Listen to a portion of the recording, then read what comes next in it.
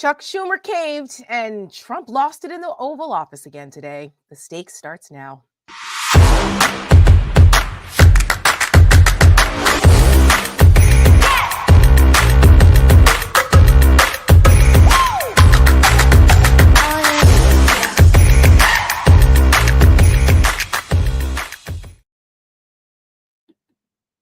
Welcome to the stakes. I'm Tara Setmayer. This is Michelle Kinney. We are the co-founders of the Seneca Project, and we are so thrilled that you are with us tonight because we have got a big show, lots to talk about, and I mean, where to start? Do we start with the Donald Trump giving another one of his Oval Office like meltdowns that no one saw because they don't let the press in except for wacko right-wing stations? Do we start with the fact that the Democrats shit the fucking bed again and Chuck Schumer decided to cave on the shutdown issue instead of letting the Republicans figure it out? No, Democrats are going to now rescue the Republicans from this. I don't know. Do we talk about the car lot that the White House turned into this week? Do we talk about the fact that the Pentagon has scrubbed Arlington Cemetery gravesite information of anyone that's Black or a woman or yeah. I didn't know that. Jesus. Yeah. I'm like, what are we doing? I literally saw it right before we came on air tonight, Michelle. I was just like, I what are we doing? I don't know. So where do we start? I think we should start with what happened today. We'll get to the Democrats in a minute. We'll get to all the other stuff. We'll talk about what happened today because this is a consistent thing. Everything's in like chaos right now. The Dow Jones is in chaos. The economy is freaking out. The investors in the business world are going, wait a minute. This isn't exactly what we meant. We knew that we thought Trump was going to be our guy, but not this, because the stock market has gone this week because of all Trump's chaos with the tariffs, no tariffs. We're going to invade Canada. We're not. We're going to take over Greenland. Oh, just kidding. No, we're not. Oh, 200% tariffs on the EU. It's ruling by chaos, and the markets are responding.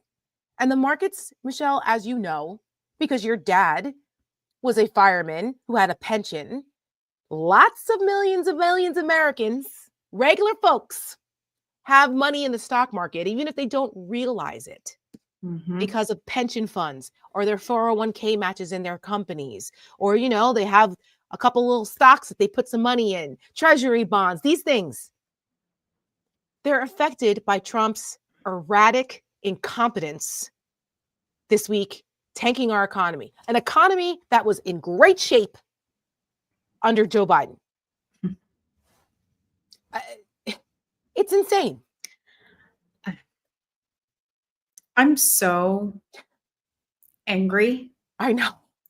And I'm so sick of him and them and the whole thing. Like, and it's, I long for the days that I was sick of George Bush. I long for the days that I was sick of Paul Ryan's stupid face. I long for it, which is really saying something. I know. For how much I despised them in the moment. So for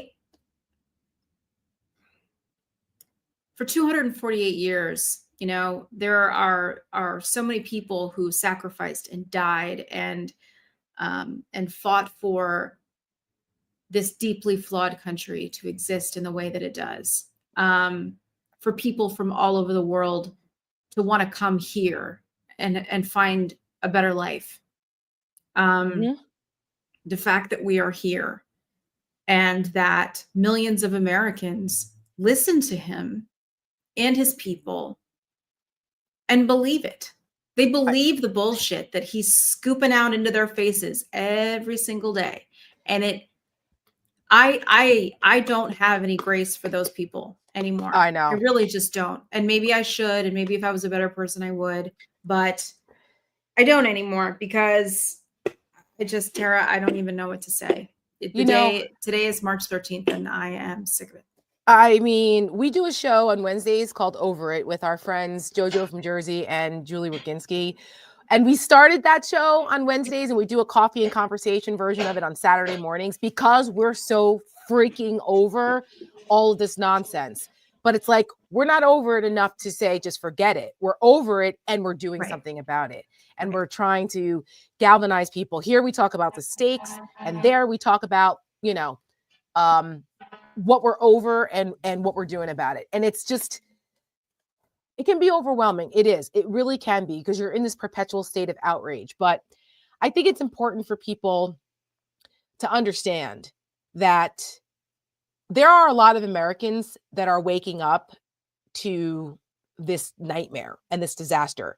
And I'm talking about the MAGAs, because this is starting to impact them. We all knew. We knew, we warned, we didn't vote for this. And I don't think any of us expected it to happen this quickly. I will admit that. Like, we knew it was going to be really awful. Same. Didn't think at this speed. Like, this is another level. I mean, Hitler took down Germany in 6 months, and I think we're like ahead of that pace at this rate. It's we're like, what, 54 days into this shit? 53. Yeah. And look at where we are. Which is why it's so infuriating that Chuck Schumer, after this week, all of this back and forth about are the Democrats going to bail Republicans out? Because they didn't have the votes for this shitty CR. They didn't have it for this continuing resolution, for this funding bill. They didn't have it because it's terrible. And it also continues to undermine Congress's authority and role in appropriating and authorizing money. So Donald Trump has just been given the finger to Congress and the legislative branch from day one, with all the executive orders and this ruling by executive fiat.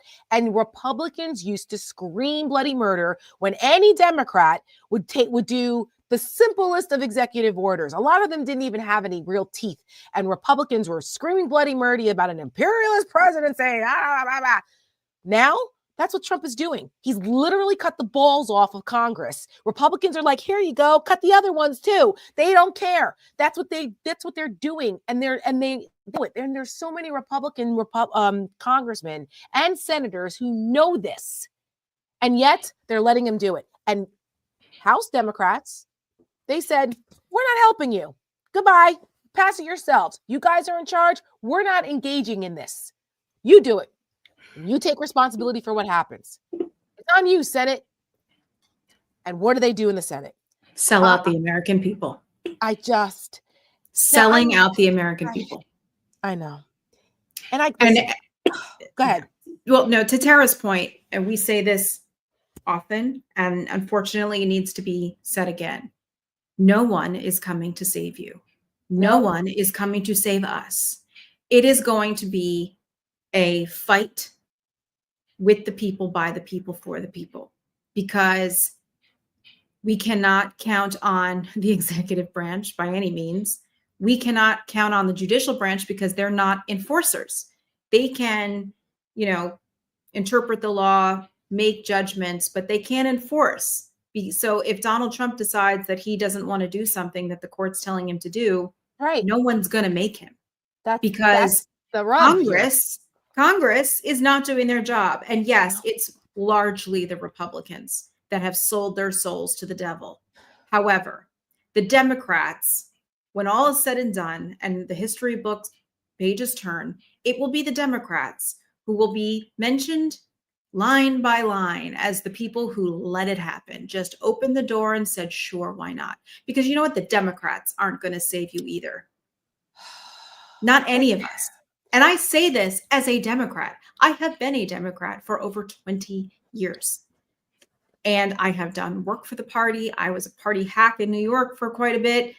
And I am sick to my stomach watching two representatives from my city and my state, Chuck Schumer and Hakeem Jeffries, roll over and let the fascists through like a red carpet. And, there was somebody on one of our comments the other day that's like, I'm not really here for the Democrat bashing. Tough shit. Right. Tough shit. I don't really care. I'm sorry, this is not the show for you. No, then you know what? Go over to the DNC or the DCCC show and listen to them. Oh, wait a minute.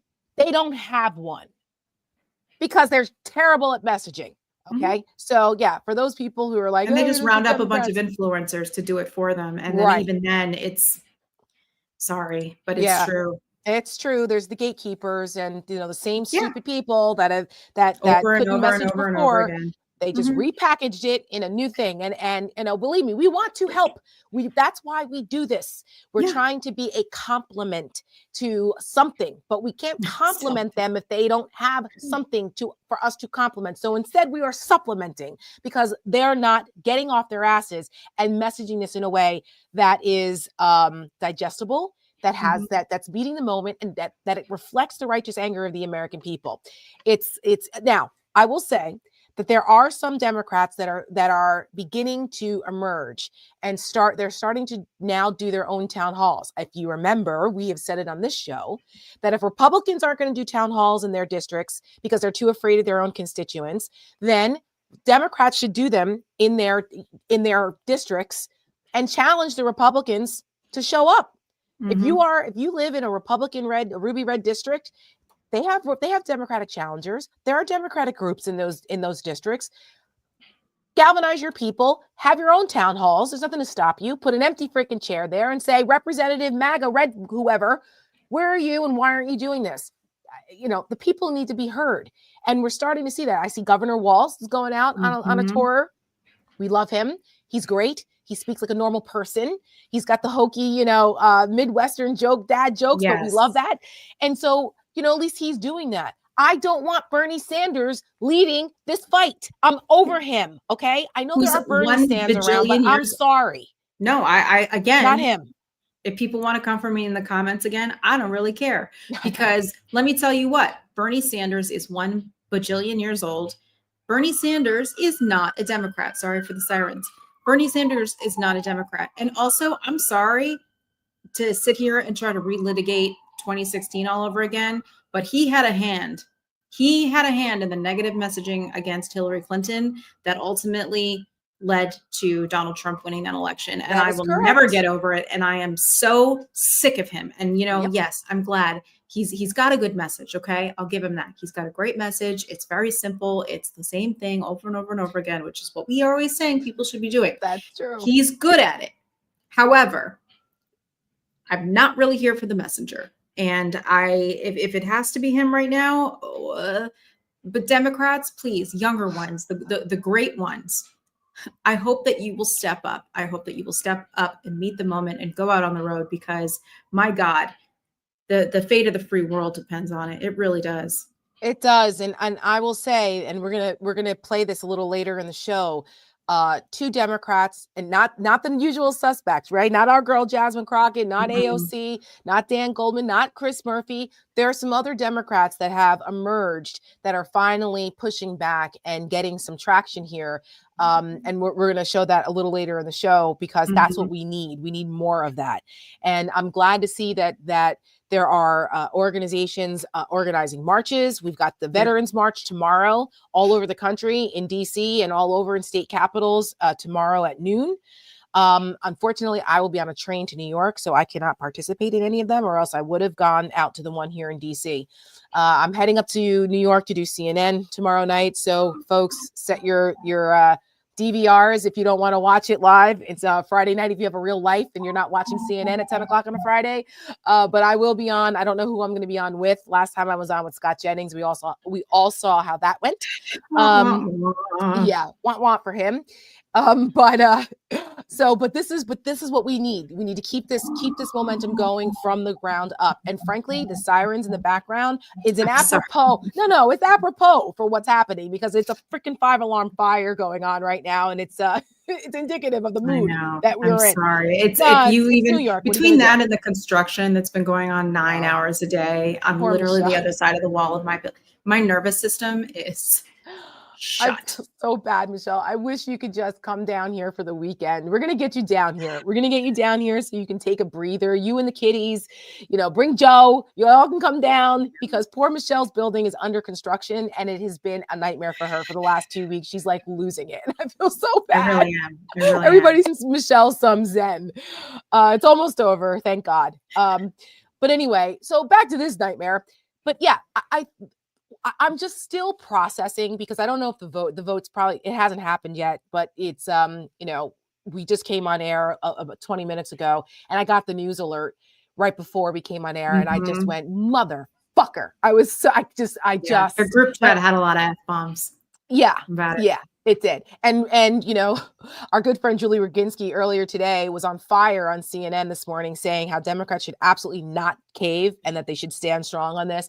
And then in our group chat, she was like, I swear to God, if Chuck Schumer caves, I'm going to get Michelle to primary him. She's like, Can I you don't care. imagine? I don't care if Michelle has to primary him. And I was like, and here we LOL. are. I don't know, Michelle. Are you gonna do you want to make an announcement tonight? Yeah, I'll be running for Senate. No, like, I mean, that's I applaud anyone who runs for office, but that person's never going to be me. Listen, I hope somebody does primary Chuck Schumer. Enough. They will. They have to. They have to. Enough. And whoever it is, I will go knock on doors for them. I don't care. It's enough is enough. I mean, honestly, you have one Enough. job. One job. Ay. Well, speaking of one job, Donald Trump as president, which is still just hard to even utter the words. Today, he had another batshit crazy Oval Office presser with a head of state. Are they premiers? What are they in Ireland? So Ireland was yesterday. Oh, who was it today? Today was the head of NATO. NATO. That's right. Ireland was yesterday when the dumbass asked him about Rosie O'Donnell, Marjorie Taylor Greene's boyfriend that works for, I don't know, one of those terrible. Right Side Broadcast Is that who he works for? Yes. So I just want everyone to know, Right Side Broadcast News. I have spent too many hours of my life watching it because over the years I have had to watch all the Trump rallies, and it was the only place that ever really covered them, and it was through Rumble and whatever. It's like the C-SPAN for the right-wing nuts. And it's only on the internet. They don't have any broadcasts or anything, but I liken it to, imagine if you put a camcorder in front of Kris Jenner to just talk and say nice things about the Kardashian children for like 6 hours straight. That's what it's like. They're up there with their microphone and some janky ass camera just going, Trump, oh my God, he's a magnificent. Isn't he wonderful? And it's so over the top. It's cartoonish. So that, I mean, go on to RSBN's YouTube page and take a look and you'll see what I mean. It is actually outrageous. Don't, because then you get the algorithm and they're going to start sending you all more crazy right-wing stuff. But you take our word. We'll take my word for it then. Take our word for it. You know, we watch it so you don't have to. And it's pretty, you're right though, about the clownish aspect of it. You're like, are these people serious? Like, are they serious? They can't be serious. But they're serious. It's yeah. So anyway, so he was there with the head of NATO and said some really insane things. And we want to make sure that you guys see a couple clips of this because the mainstream media did not cover it. And I don't know if that's by choice or because they didn't have a pool reporter in there to actually do it, because we're not sure, because they're controlling it and turning into like North Korea and Russia as far as the access with media. So we want to show you a couple of the crazier things that Donald Trump talked about, like, oh, I don't know, Canada and the resources and Greenland, stuff like that. Yep. So Michelle, we got some clips. Go for it. Here. I'll play the first couple here about Canada. Here we go. Canada only works as a state. It doesn't. We don't need anything they have. As a state, it would be one of the great states anyway. This would be the most incredible country visually. If you look at a map, they drew an artificial line right through it between Canada and the U.S. Just a straight artificial line. Somebody did it a long time ago, many, many decades ago, and it makes no sense. It's so perfect as a great and cherished state. Keeping "O Canada," the national anthem. I love it. I think it's great. Keep it. But it'll be for the state, one of our greatest states, maybe our greatest state. Why should we subsidize another country for $200 billion? It costs us $200 billion a year. And again, we don't need their lumber. We don't need their energy. We have more than they do. We don't need anything. We don't need their cars. I'd much rather make the cars here. And there's not a thing that we need. Now, there'll be a little disruption, but it won't be very long. But they need us. We really don't need them. And we have to do this. I'm sorry. We have to do this. Yes. Wait.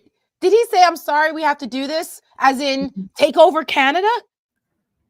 What does the fuck does that mean? I'm sorry, we have to do this. What is that? I know. And where are our elected? Where, like, I don't get. I'm okay.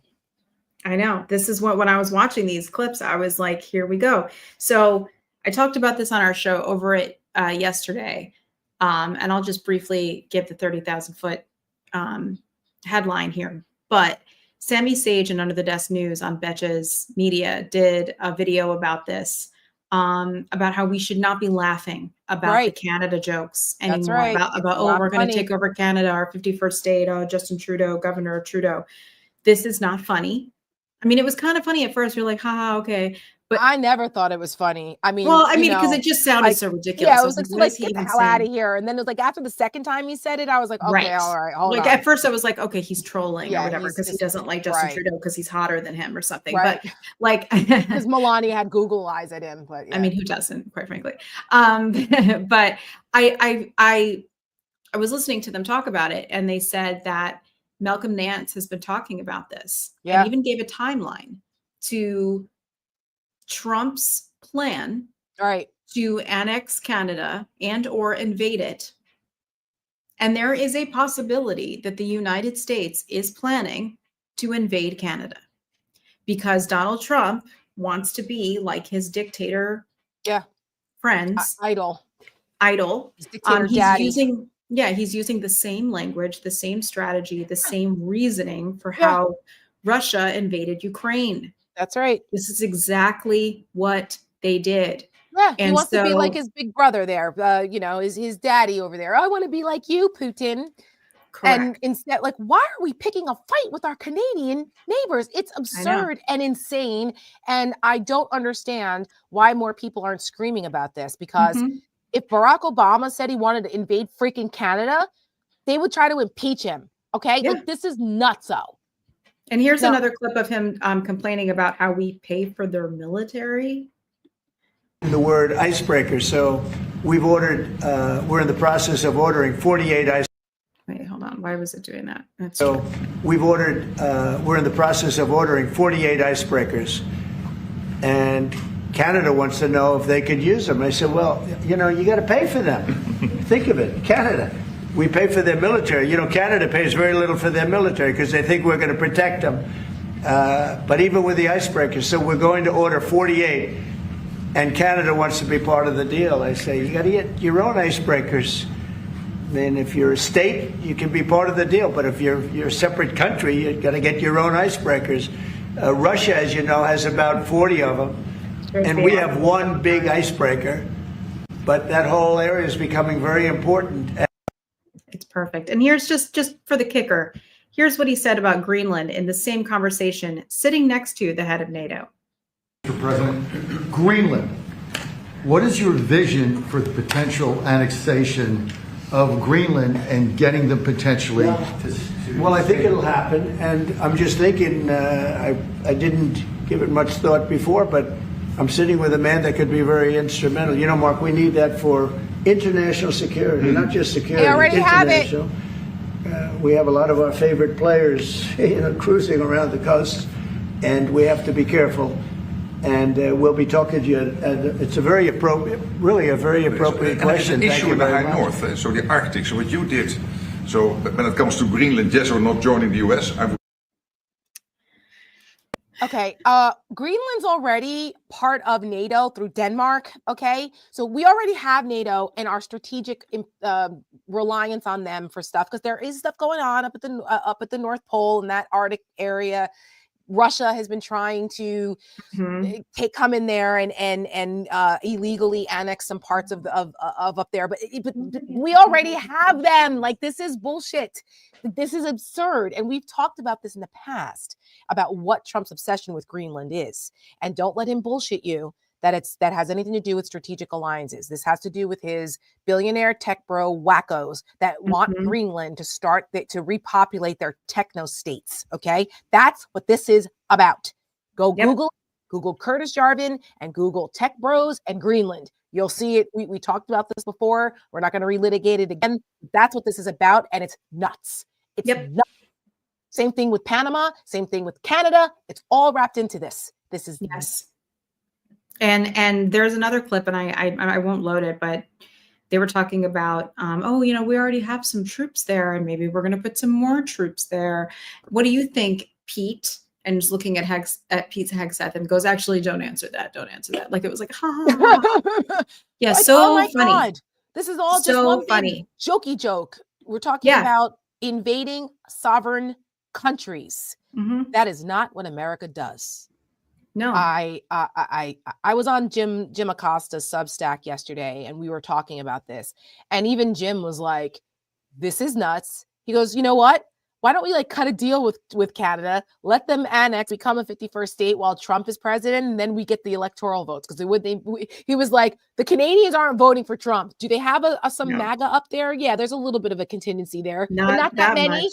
Not that many. Canada would give us like the same electoral votes as California. So then the Mhm. Republicans would never win again. That'd be great. I mean, we were kind of joking about that, but it's like, did they think this through? What do you think? Right. Well, I guess they didn't think that through, because they're going to get 2 more Democratic senators and more Democratic electoral votes. Yeah, that makes a Yeah. lot of sense. It's nuts. It's nuts. I don't even want to entertain it anymore. But it's just to reiterate that this is not a joke. No. And Trump keeps talking about this. And I don't know at what point the elected officials who Are gonna actually can take it stop this are seriously. going to actually take this seriously. Are Republicans really, they're okay with this? Because we already know Democrats aren't. So are Republicans okay with this? I don't know. Right. I can't. And can't. I think, again, it's just, it's a lack of imagination. Yep. They're like, oh, well, you know, we're just gonna like let him talk, whatever. And it's like, how many times have we been down this road? Yeah. And I'm sorry, the sirens again. Yeah. How many times we've been on this road? So I'll say here, you know, that this is what Malcolm Nance had said, right? He gave it, he warns that the Trump administration may have already decided to attempt an annexation or invasion of both Canada and Greenland. He gave a timeline of 6 to 18 months from Trump taking office, starting with political and economic destabilization, which is what he's doing now.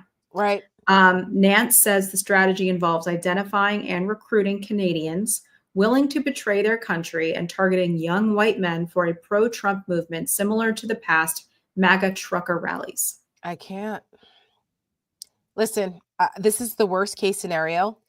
And, you know, Malcolm The Nance. Canadians are thinking about, I mean, like, they're taking this very seriously. As they should. If I were a Canadian, I mean, first of all, I want to apologize to our Canadian friends. Okay. I know we have a lot of Canadian supporters and folks from Canada who watch the show. And let me say, I am so sorry. I am embarrassed for our country. We didn't vote for this. We tried to warn people. And I tell you right now that if it ever came down to it, I'm siding with Canada. Yeah. And it's craziness. This is like that we even have to think about this, right? It's just it's straight out of the authoritarian playbook, but it is right out of the playbook. Right out of the playbook. And it means just ticking it off. Yeah. Ticking it off. It's nuts. And so then he went on and on, was complaining about the European Union and how they're very, very nasty. And he's like, the EU is very nasty and they sue American companies. I'm like, well, yeah, because it's American companies are doing bad things like Facebook. Right. I mean, like, listen, we always have little issues with our international friends, but the EU, Europe is our ally. Okay. Right. It's our ally. Right. You don't blow up the whole strategic world order because you're throwing a temper tantrum and you're an asshole. So exactly. I can't. Well, speaking of that. Speaking of assholes, Elon Musk this week. So as we said in the beginning of the show, I don't know unless you were under a rock, you didn't see that Elon Musk got a free promo commercial on the south lawn of the Capitol, courtesy of the President of the United States, because his Tesla stock is tanking worldwide. People are saying we don't want to buy your stupid, shitty cars anymore because you're terrible and so are your cars. And we're over this now. And so he's lost a lot of money recently. And Donald Trump did him a solid because Elon Musk bought and paid for him. Donald Trump is president because Elon Musk put $300 million behind him in the end, couple months there of the campaign. So Michelle found this story. Now, we all know that Elon's a weirdo, right? The guy isn't exactly a well-adjusted adult. Okay. Michelle found the story from September of 2023 from Futurism. When she called me and told me about this, I just started to laugh. The headline is Elon Musk apparently bursts into tears with surprising frequency. Quote, when he's in a bad mood, he goes really dark. Well, I'm sorry. Kudos to the gals at I've Had It podcast, because they found this and then I saw it. I was like, oh, what? And I saw this and I was like, this actually makes a lot of sense that he's emotionally unstable. So yeah. It says the impression that you get from quite a few anecdotes in Walter Isaacson's biography about Elon Musk.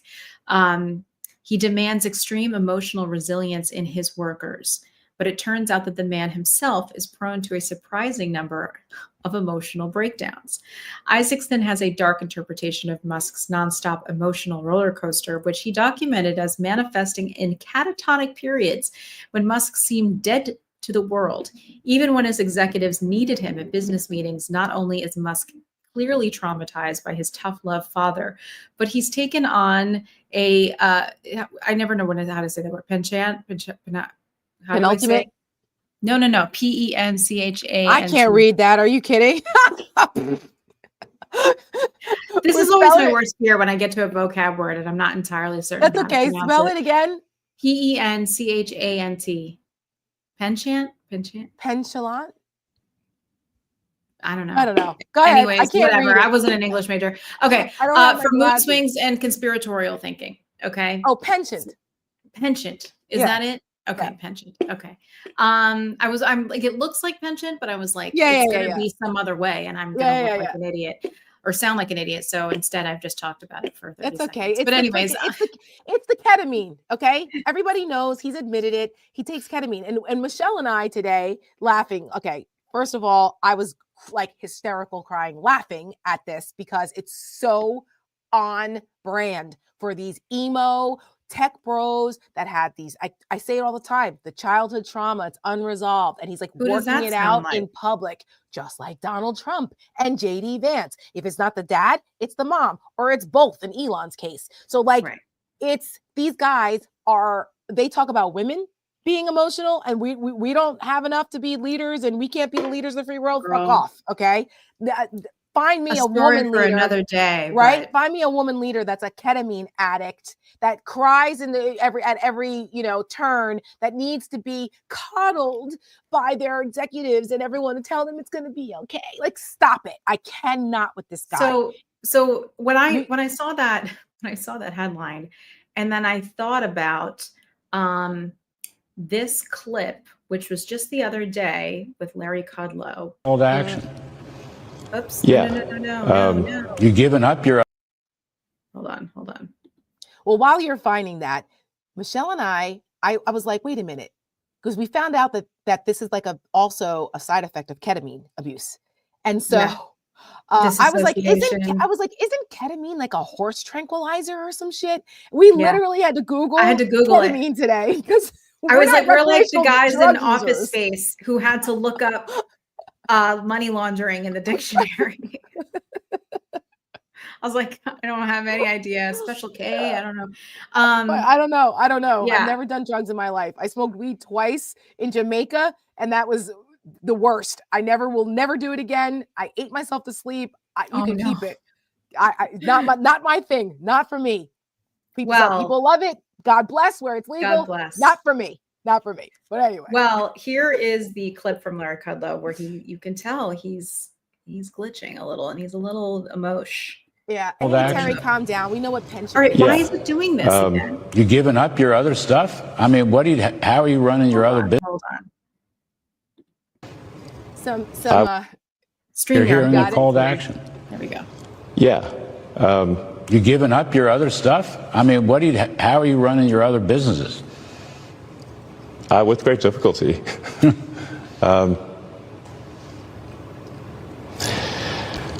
Yeah, I mean... But there's no turning back, you're saying? I'm just here trying to make government more efficient, eliminate waste and fraud, and So far, we're making good progress. Okay. Okay. Like he was glitching the way StreamYard is right now. The guy glitched. StreamYard He's has like, been, yeah. um uh, this is also the same reason why Donald Trump was like, oh, he doesn't have to do this. Just like Trump used to say that. I don't So, have yeah. to do this. I've got the I have a supercut happy here from life. the car show. And so in case you Oh, missed it, I've got God. the supercut here. Let's play. Let's play it. Let's play it. Yeah. Well, I'm going to buy. Oh, God damn. Hold on.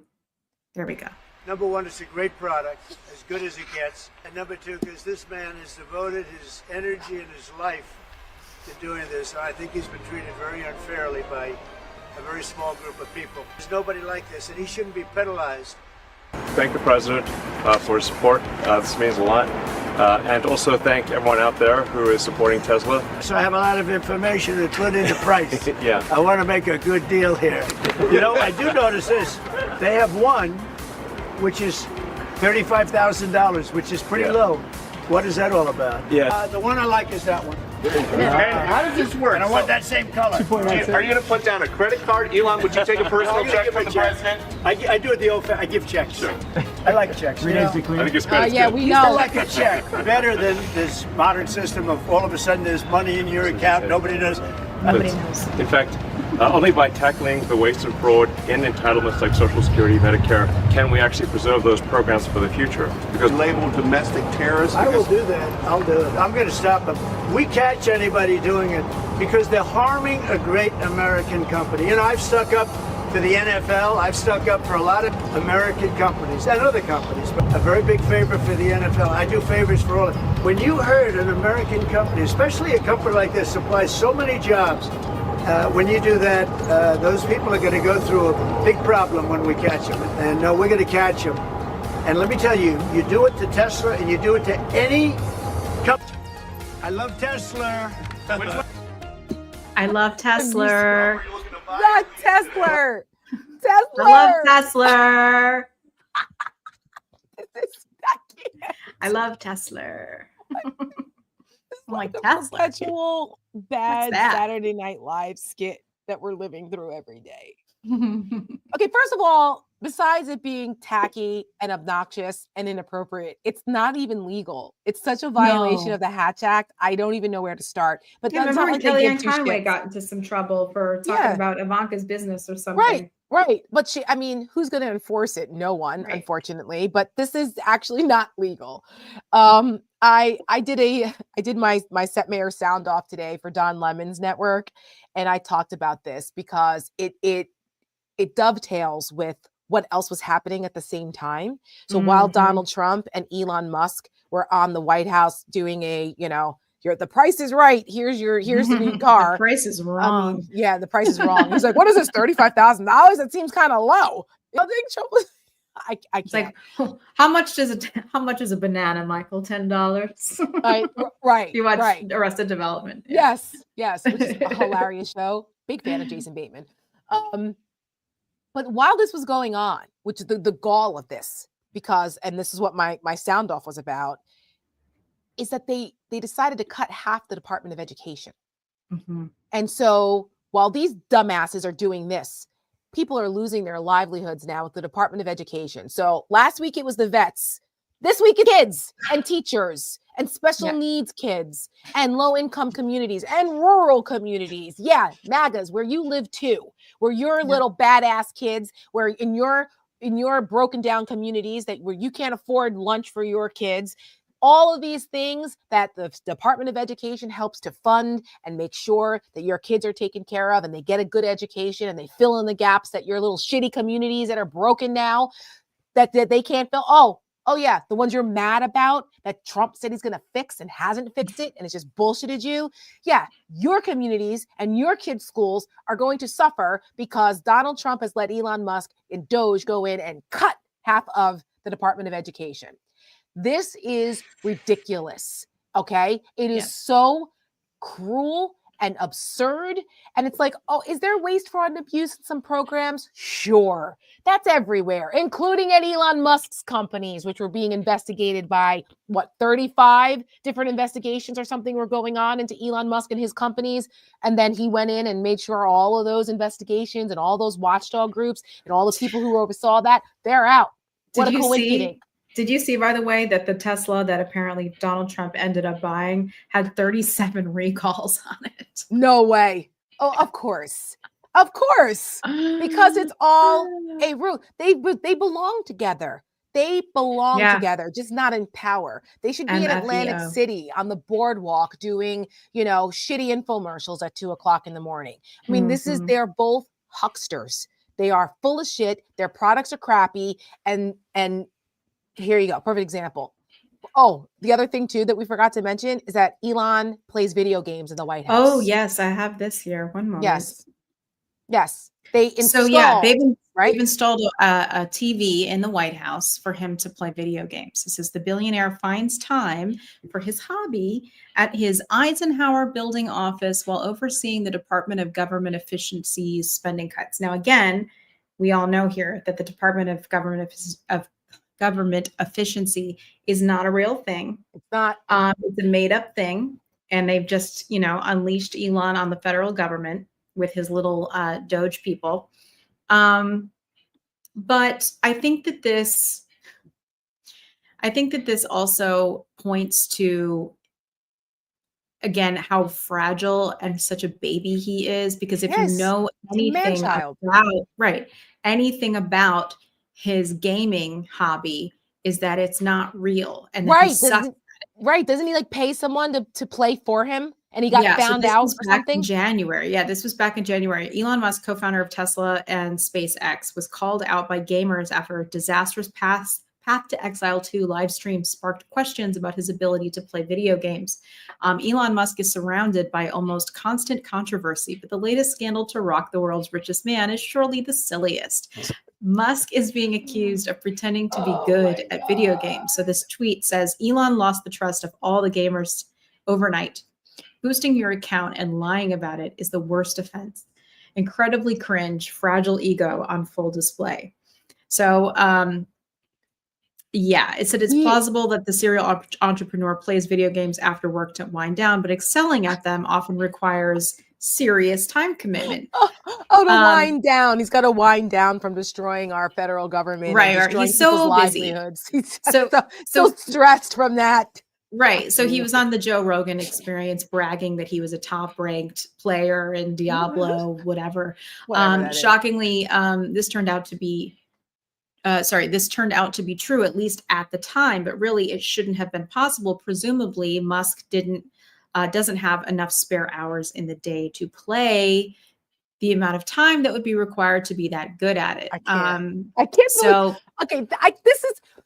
We are talking about the richest man in the world, thanks to our tax dollars. Remember, he's a welfare queen. And how much time he spends winding down in between the ketamine, the Adderall, and the human shield and cutting people's, jobs. Yeah. Him finding time to play fucking video games. But again, he's just like Donald Trump. It's like Donald Trump out on the golf course, right? I forget who it was. Was it McElroy or whoever it was that said that he picks up the ball and throws it down the fairway. I mean, he cheats at everything, but that's who these people are. They're frauds. They're frauds and con men. Like, that's Donald Trump and Elon Musk are cut from the same cloth. They come from wealthy families who grew up on third base or born on third base and have never been held accountable for any of the things that they've done and have just been cons. I mean, Donald Trump is not a real estate tycoon. He just isn't. Elon Musk is not an inventor. He's not a scientist. He's not an engineer. He's not any of those things, and despite how many seasons of The Apprentice that Jeff Bezos wants to put on Amazon Prime right now, it doesn't matter because it's all a lie. Fake. It's all fake. I think we should play Welfare Queen and remind people. Let's do it. Hold on, let me find it. Here it is. StreamYard lets us. There's a shadow president in Washington. Sitting behind the resolution. We didn't elect this guy. He wants us to believe he's a self-made man, that he made his billions through hard work and his so-called genius. He didn't invent the SpaceX explosion. But the truth is, he mooched off the American taxpayer. Pronounced subsidies. Our money. And he's too arrogant to admit the free ride that we have been giving him. Republicans used to attack folks living off government assistance, calling them welfare queens. But it was all a myth. The real welfare queen is Elon Musk. We gave him all his money. And he's coming for more. Our Social Security, Medicare, Medicaid, our jobs, our private information, our livelihoods, our safety. And Donald Trump is letting him. Is there anything you've told Elon Musk he cannot touch? Well, we haven't discussed that much. Don't be fooled. This isn't about making government work better for you. It's about making America work for him. Are we gonna stand back and stand by and let this happen? Hey, Congress, we're talking to you too. You work for us. Do your job and stop this now.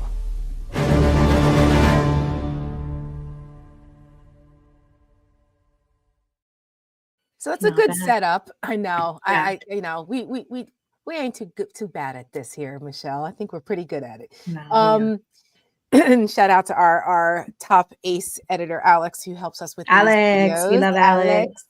I think this is a good lead into what some of the Democrats that we talked about earlier in the show are doing now, because they're going, where if Elon's such a genius, he's so good at this, right? As I said, continuing to ruin lives and communities and denying veteran services, denying now special needs kids and teachers and everything else that the Department of Education does, student loan administration, all of these things that they're now going to upset and ruin.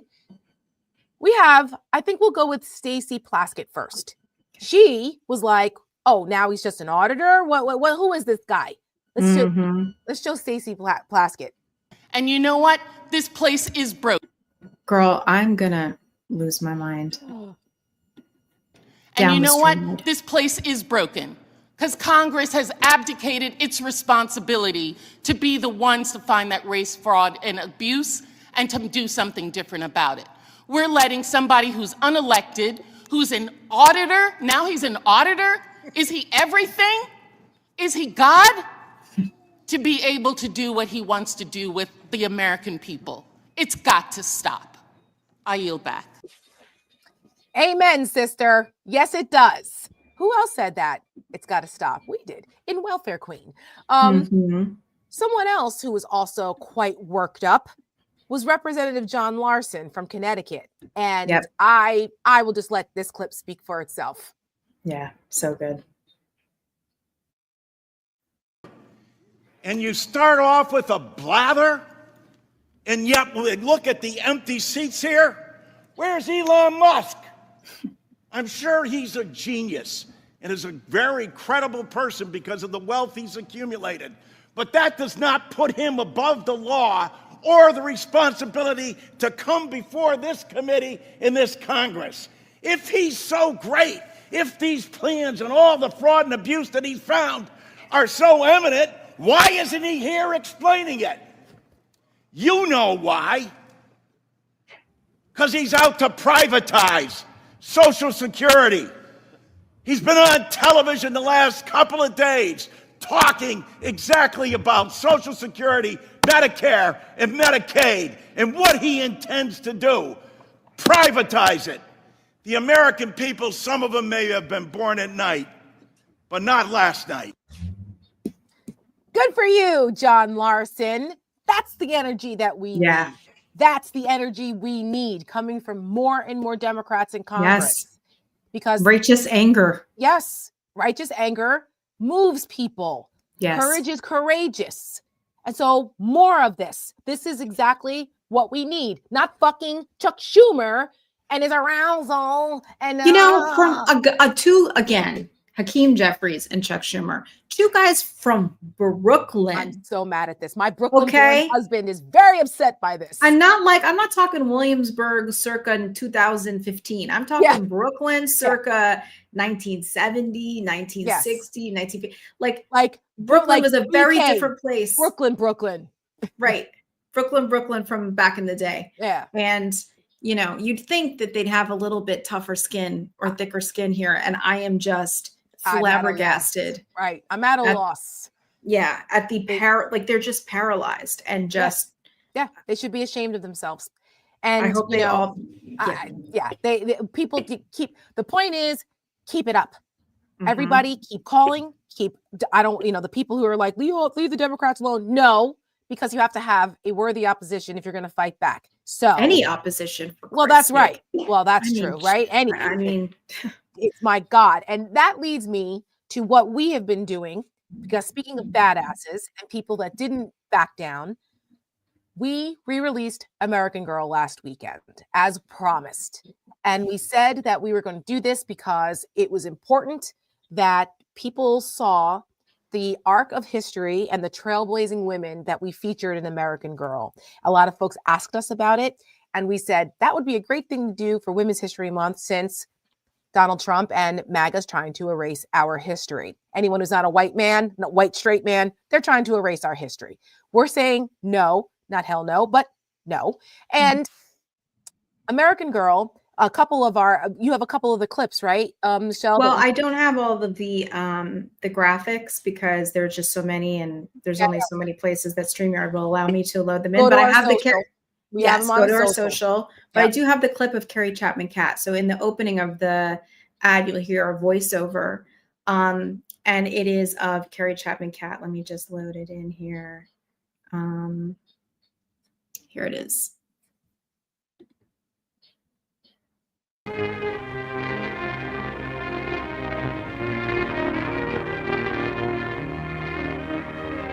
The organized woman movement dates from 1848, when a convention to consider the rights of women was held in Seneca Falls, New York.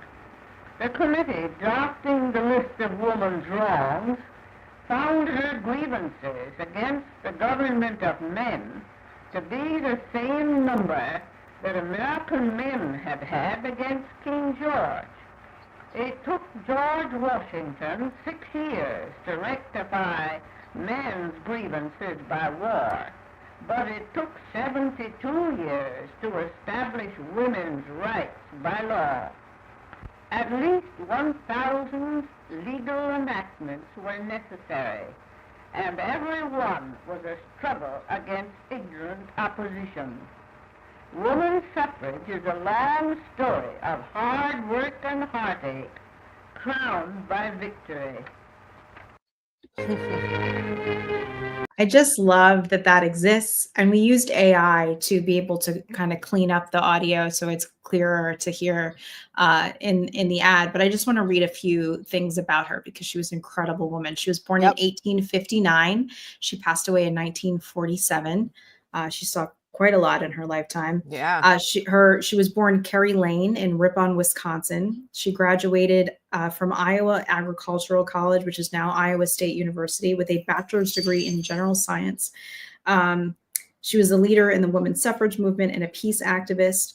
She joined the Iowa Women's Suffrage Association in 1886, became president of the National American Women's Suffrage Association in 1900, founded the International Women's Suffrage Alliance in 1902, and she founded the League of Women Voters in 1920, which is when that video was taken. Pretty extraordinary. And as we have been doing this journey, this historical journey for American Girl, we're just reminded of just how extraordinary these women were and the legacy that they left for us, which is an important reminder in this moment when we feel like this is too hard or we can't keep going.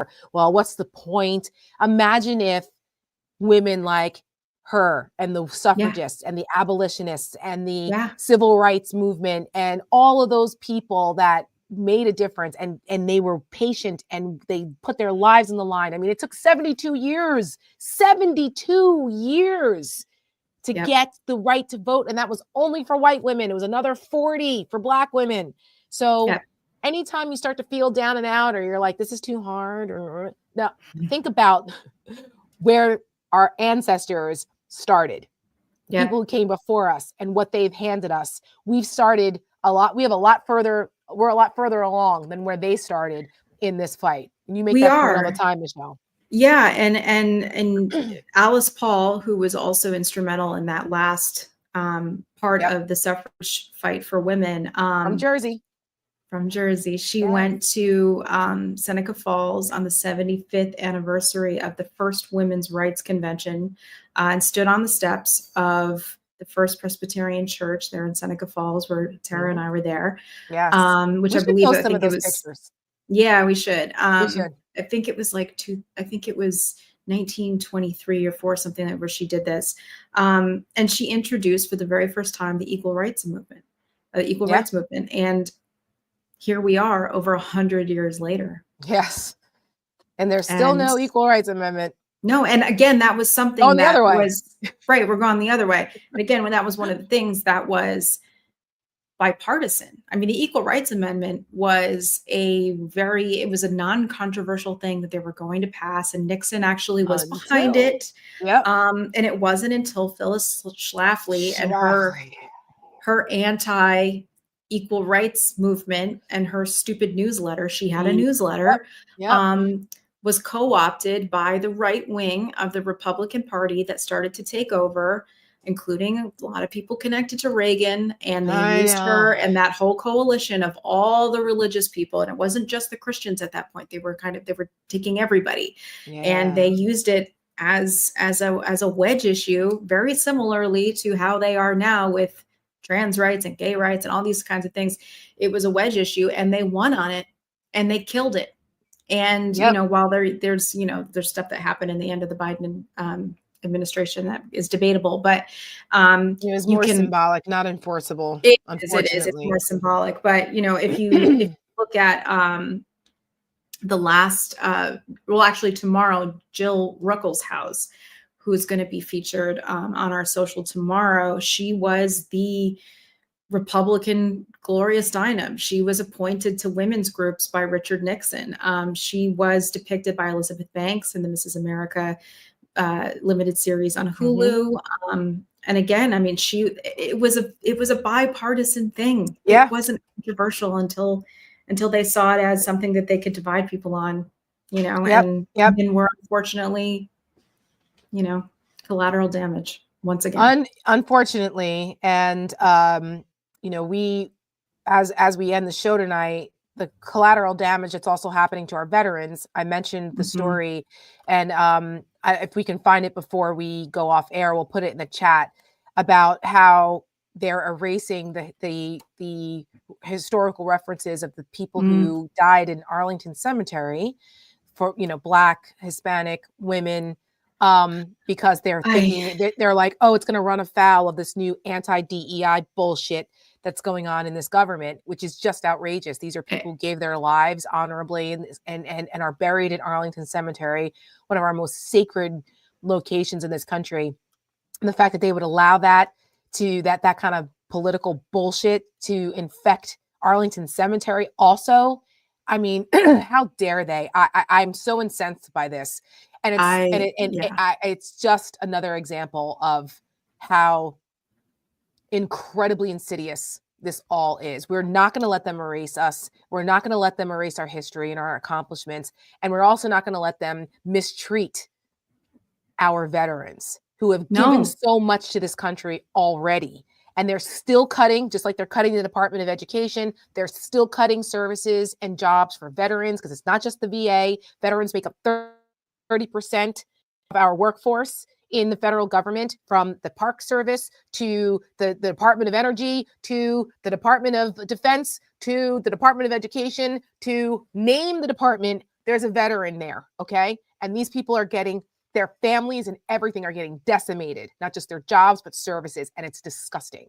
And we made an ad called Betrayal I mean, betraying the brave with Marcus Flowers and his organization Hold the Line.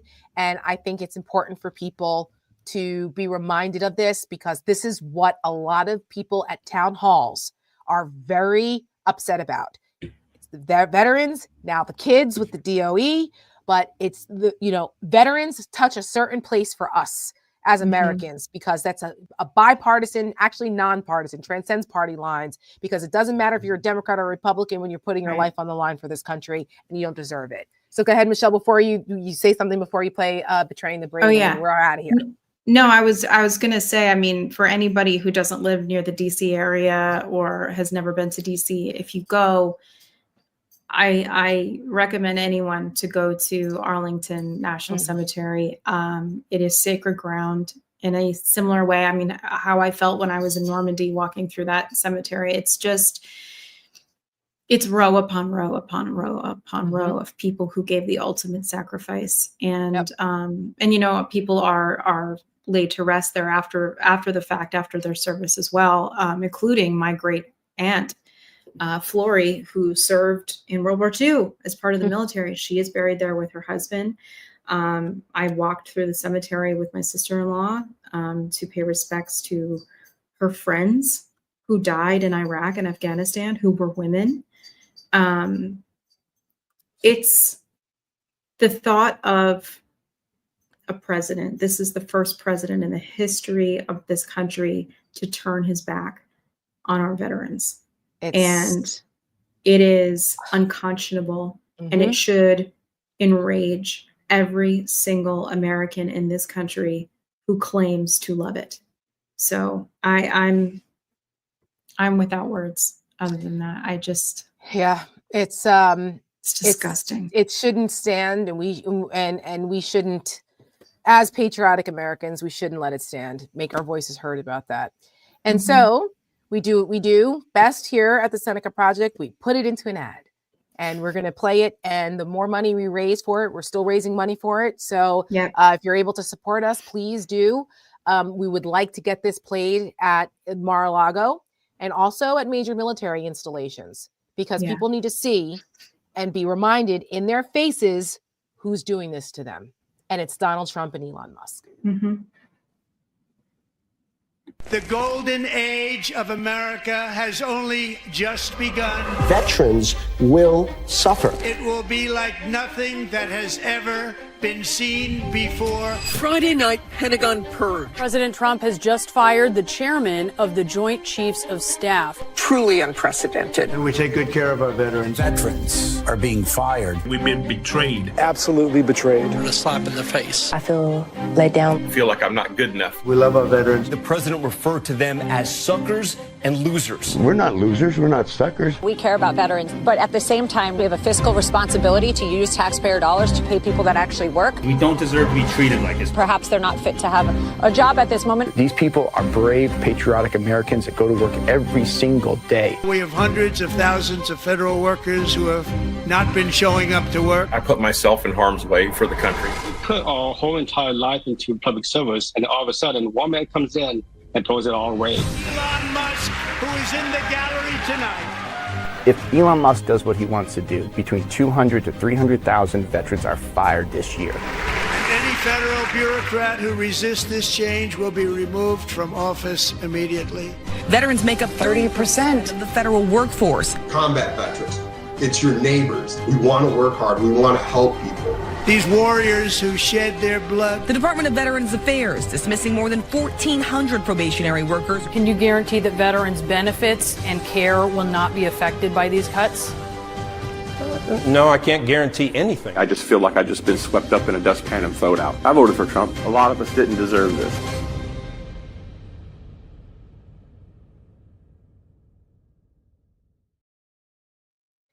No, they did not. Make sure your voice is heard for them and for everyone else who is suffering as a result of this irresponsible, cruel, incompetent, fascist, authoritarian, traitorous administration. And that is my TED Talk. Thank you for coming. All right, guys, that's it for this week's edition of The Stakes. Please make sure you like and subscribe so you find out when we're live. If you haven't gone to the Seneca Project website, please subscribe and you'll get our newsletter, the Seneca Snapshot. It does a nice little recap of what's happening, which is a new thing that we do on Wednesdays. And also come hang out with us on Saturday mornings with our new show, Over It. We do our coffee and conversations with JoJo from Jers and Julie Roginski, and we do it also on Wednesdays. And check out my Substack, Uncompromised. If you're over on Substack, it's I'm getting into it now, So check me out over there as well, and you can check out my cool conversation with Jim Acosta. It was fun. All right, guys, we will see you next week. Take care. Women's suffrage is a long story of hard work and heartache crowned by victory. Was it so hard being an American girl? Women throughout the country are committed to winning these rights for themselves. Was it so hard living in a first problem world? I'm Connie Chung, CBS News, New York. When the American promise is the land of the free, but I'm waiting for the bill for the air that I breathe. Was it so hard being an American?